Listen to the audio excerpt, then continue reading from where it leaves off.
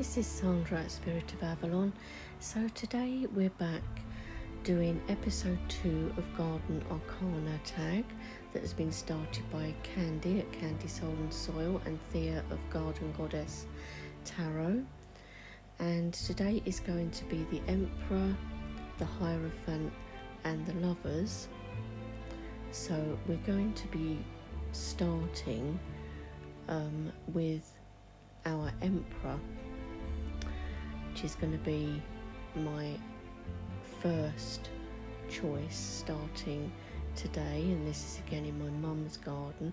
So this is what I chose for the Emperor, this huge tree.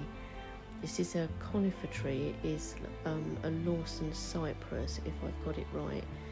I think that's what it is, but it's huge.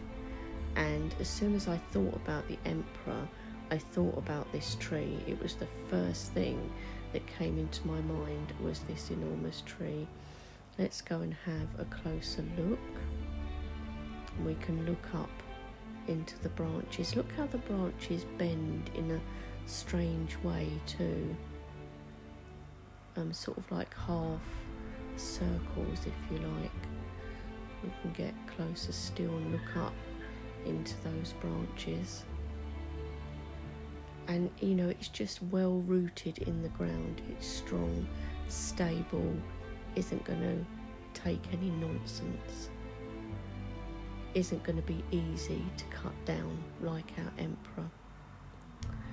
Then we're going to move into the back garden after this. This is just the rest of the front. And we're going to find our Hierophant. Now this one I found a bit difficult.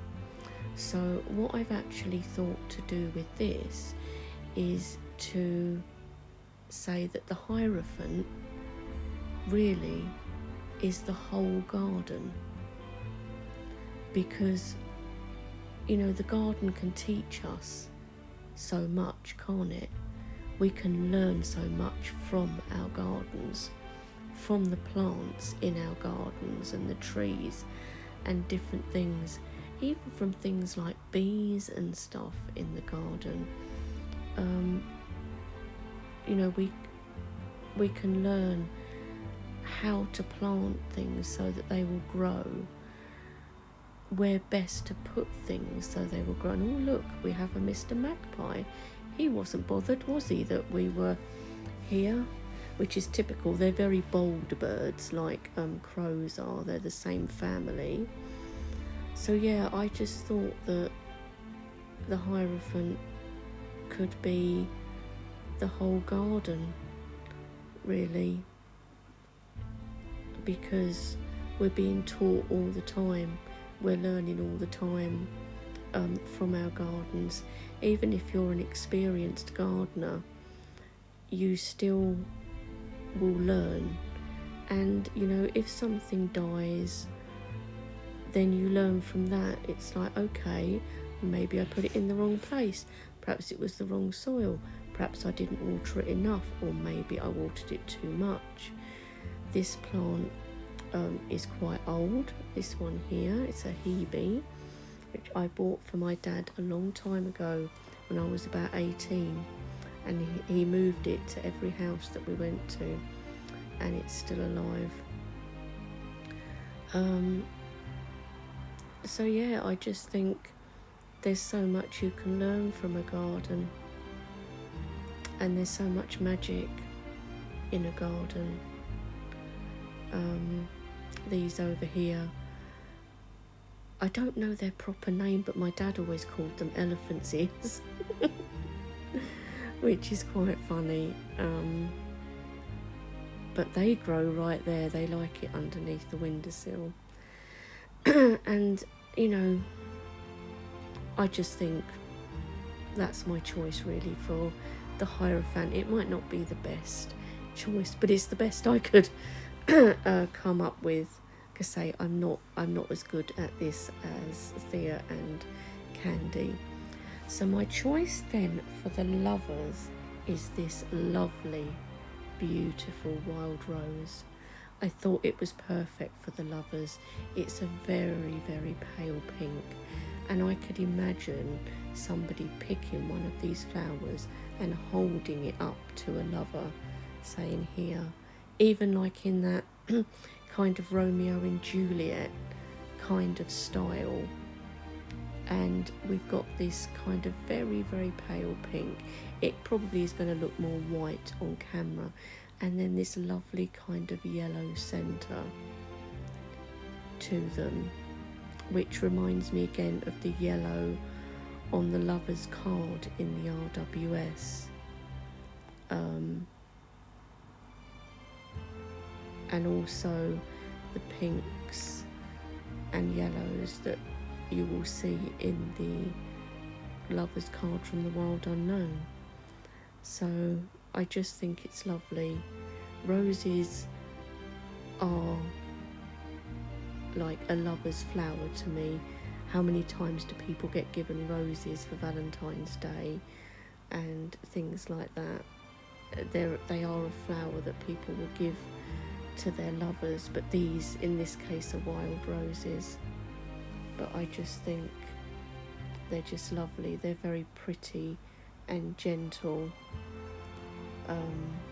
plants, just very lovers to me. Just so light dainty, aren't they? But just as beautiful as the normal roses that we're used to seeing. So yeah, that is my choice. And look how a lot of them are together, like lovers. So lovely green leaves too on the plant as well. So that is my choice for the lovers. Okay, so we are back inside to have a look at some cards. So we'll have a look at the Emperor from some different decks here. So remembering that my choice for the Emperor was that huge conifer tree, the Lawson Cypress. And look at our Emperor here, how like, you know, kind of solid, strong person that he is. He's like you couldn't cut him down, and he'd tell you it how it is as well. He's not somebody you'd want to argue with, really, is he? He's a very strong, upright character. And when we think of that with that tree, I think that tree just I'm just going off of intuition and stuff, really, with some of it,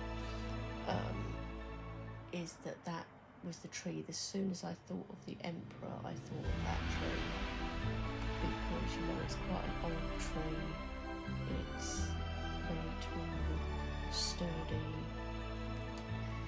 And so this card is from the Centennial Borderless Rider-Waite-Smith. And look at our Emperor here in the Wild Unknown. How perfect is this for the card, for the tree that I chose for, it's very tall, strong tree with good roots, and it's not gonna fall easily. And this is so much like the tree that I chose.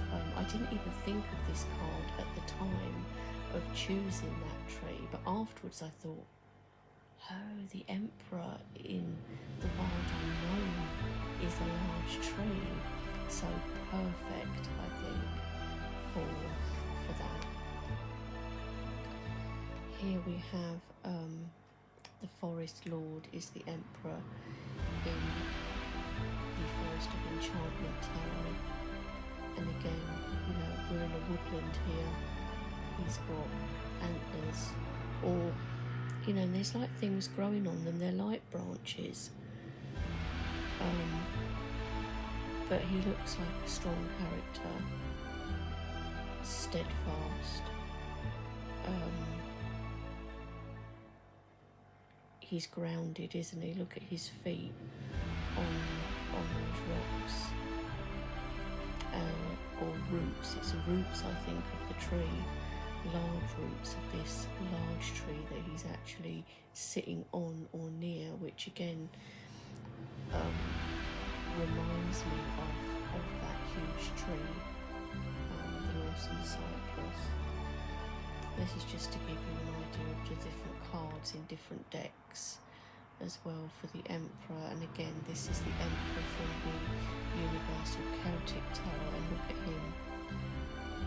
Very strong character, knows his own mind, knows where he's going, deep-rooted. And look how his chair, his throne, is a tree itself, and the roots going into the ground.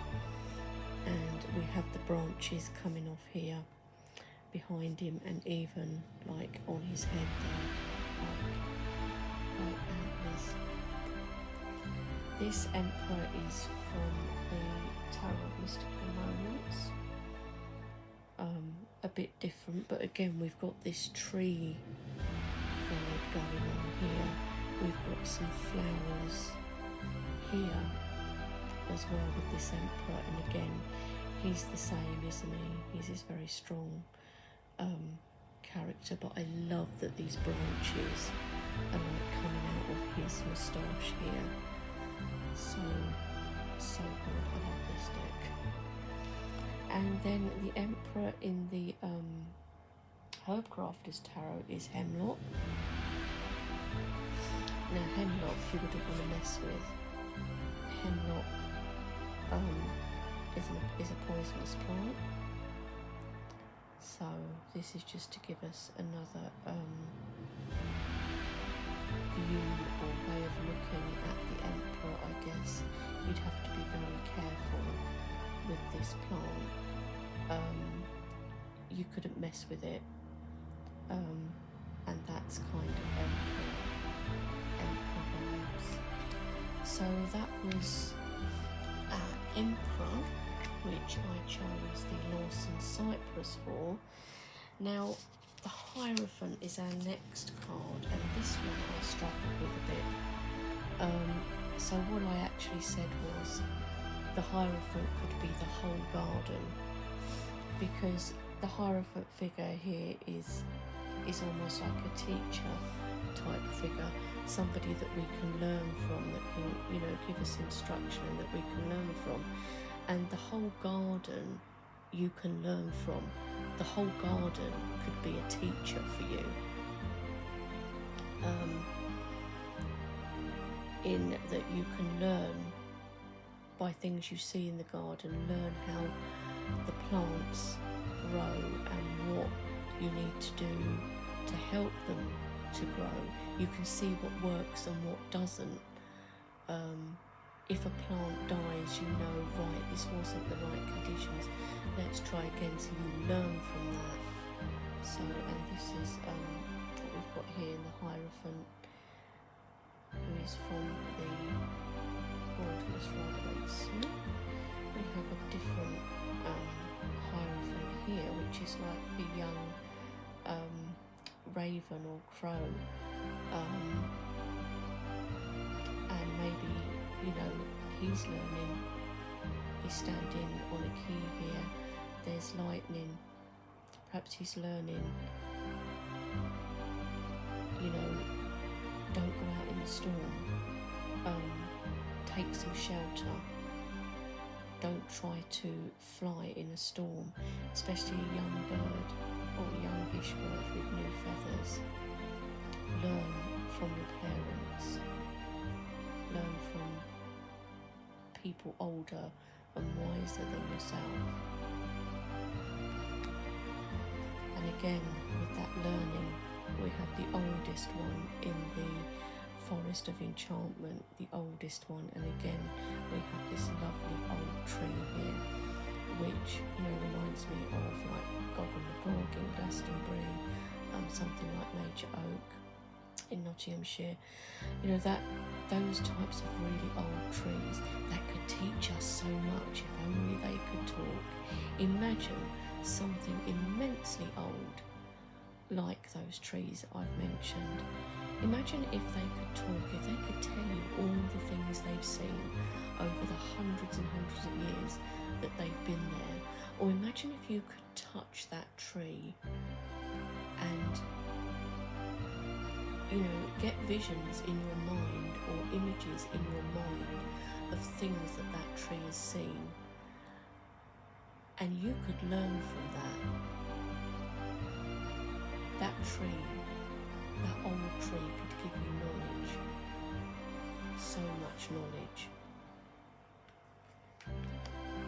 And our Hierophant in the Universal Celtic is a druid. And he is at a tree. See, it looks like, I'm never sure with this whether it's meant to be mistletoe or it's just snow on a tree. But mistletoe is a sacred herb to the Druids, but all trees, or many trees, were sacred to the Druids. But he's also teaching a younger person here, maybe teaching about this tree, teaching him things that he can put to use to do with trees, nature, plants, all those things. And look at the Hierophant for the Tower of Mystical Moments. Again, we have this huge owl in a tree and this tiny girl, and this owl is teaching her things. He's teaching from a book. So this is definitely like the wise old owl. And again, we have a tree here symbolised. This is a lovely one, a really nice Hierophant card. And our Hierophant for the herb crafters is cacao. So like a chocolatey substance, reminds us of hot chocolate. And when you think of, from a bean comes this chocolatey drink.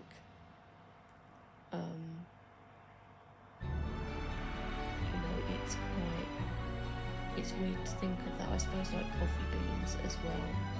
And then we've got this figure here. Maybe it's something that could be used in ritual here. I mean, we've got this is like a rattle or something like that, and the cacao pods here. But we have this figure here that is maybe like a sort of Hierophant type figure. So that was our Hierophant, and like I said, I chose the garden because it can teach us many things, like all of these cards here, all teachers of some description. So, and then the final plant that I chose was for the lovers, and that was the wild rose, or the dog rose. I love the wild rose.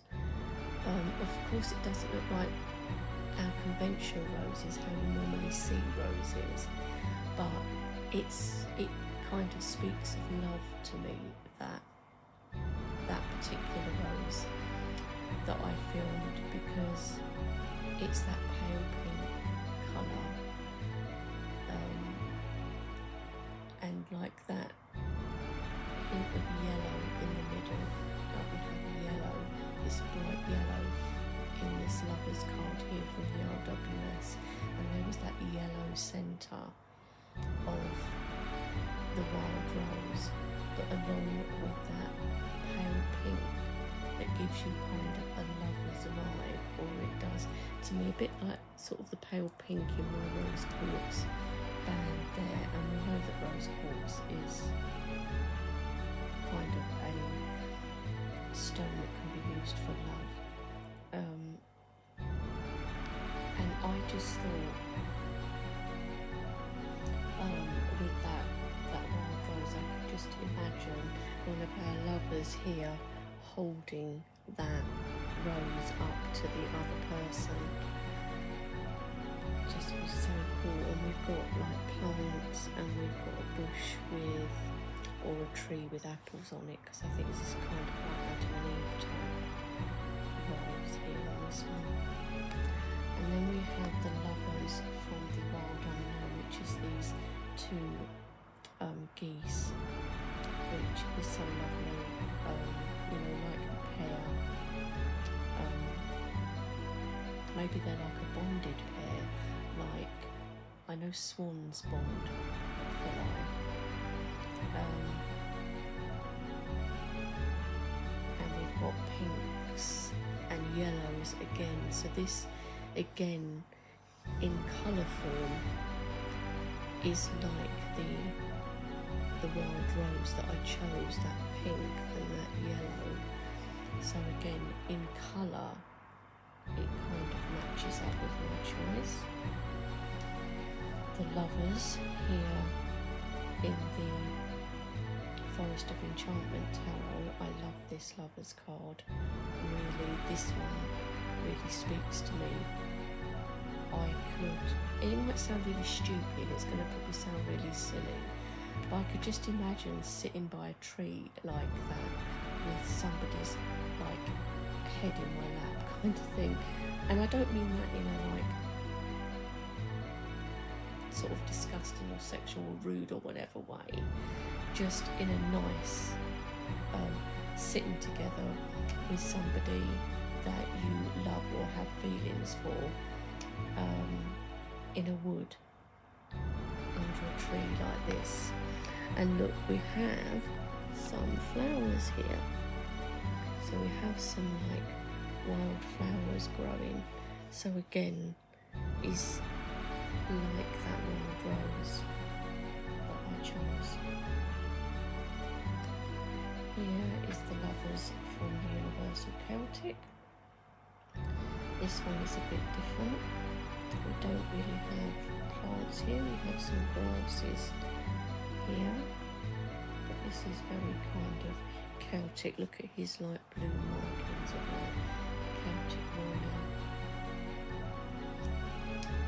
And the lovers in the Tower of Mystical Moments. I love that he is half bird, but so is she, but the bottom half of her is bird, and this part on the top half of him is bird, but not the bottom parts are like reverse, but like two pieces of the one thing, like they're as one, if you like, because you could put her bottom half with his top half and make one. And of course we are in this lovely like grassy or woodlandy area here with them. And the lovers in the Herbcraft, I love this, and I almost did choose hawthorn for my lovers in the garden. The only reason I didn't is because it's not in flower at the moment. The flowers have now finished, but of course we get the flowers in the springtime with the hawthorn, and then later towards autumn time we get these lovely berries, and they're two of a whole, if you like. They're two elements of the same plant. We go spring, summer and into autumn. So this plant bears flowers and it bears fruit, but these two are like joined because they are of the same plant. So that is it, guys. That is episode 2 of our Garden Arcana. I know I am behind. I'm behind Candy and Thea, but hopefully I'll be able to do episode 3 very soon. I hope you enjoyed this, and I will talk to you all soon. Bye for now.